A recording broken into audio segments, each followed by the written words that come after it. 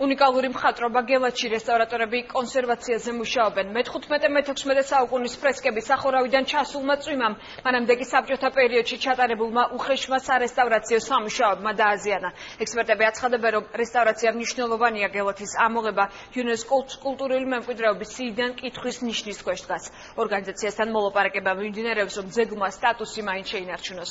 ტაძარში სარესტავრაციო სამუშაოები კი სავარაუდოდ სექტემბრისთვის დასრულდება. სამონასტრო კომპლექსში დღეს ამერიკის ელჩი და კულტურის მინისტრი იმყოფებოდნენ. ამ წამს იხსნება ძველი თაბაშირის ქიმი და იხსნება კირსნის ნარი, რომელიც ფაქტიურად იდენტური არის, რაც ნაღარხშობი არის ეს. რესტავრატორები გელათის სამონასტრო კომპლექსში ფრესკების კონსერვაციაზე მუშაობენ. პროცესი დაახლოებით 1 თვის წინ დაიწყო და სექტემბერში უნდა დასრულდეს. რესტავრატორთა ვაკაცია ენჯგობს, სტუდენტებიც ეხმარებიან. სამუშაო საკმაოდ რთული გამოდგა, რამდენიმე ფენასთან გვაქვს საქმე, გამოდგა ფერისფენა, მოიხსნა ზედაპირული გაომარილება და ზედაპირულად გასუფთავდა მხატვრობა. ფრესკები წმინდა მარინეს ეგვდერში მე-15-მე-16 საუკუნით თარიღდება. ექსპერტები ამბობენ, რომ მათი დაზიანება ძირითადად სახურავიდან ჩამოსულმა წვიმის წყალმა და საბჭოთა პერიოდში არასათანადოდ ჩატარებულმა სარესტავრაციო სამუშაოებმა გამოიწვიეს. პროექტის ფარგლებში გადახურვა მთლიანად შეკეთდა, ცემენტის იატაკი კი კირით შეიცვალა.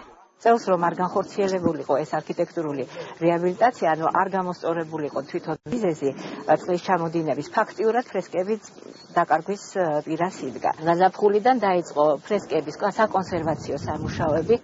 სარესტავრაციო საკონსერვაციო სამუშაოები გასულ წელს დაიგეგმა და შეერთებული შტატების ელჩის კულტურული მემკვიდრეობის დაცვის ფონდის დაფინანსებით განხორციელდა. დღეს მიმდინარე სამუშაოები თავად რიჩარდ ნორლანდმა და კულტურის მინისტრმა უწყების წარმომადგენლებთან ერთად დაათვალიერეს.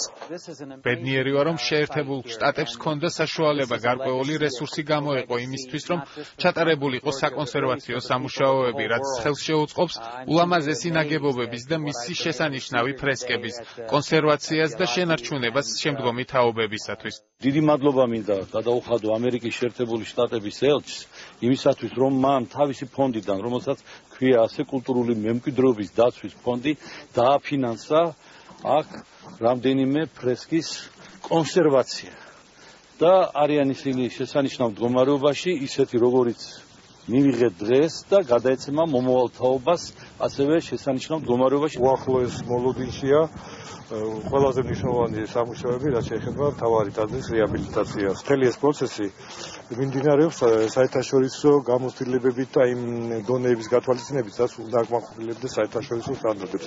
დღეს კულტურის უწყების წარმომადგენლებმა იუნესკოს ნუსხაში გელათის საკითხზეც ისაუბრეს. მათი თქმით, ბაგრატი და გელათი ამ ეტაპზე კითხვის ნიშნის ქვეშ დგას, თუმცა სტატუსის შესანარჩუნებლად მუშაობა მიმდინარეობს.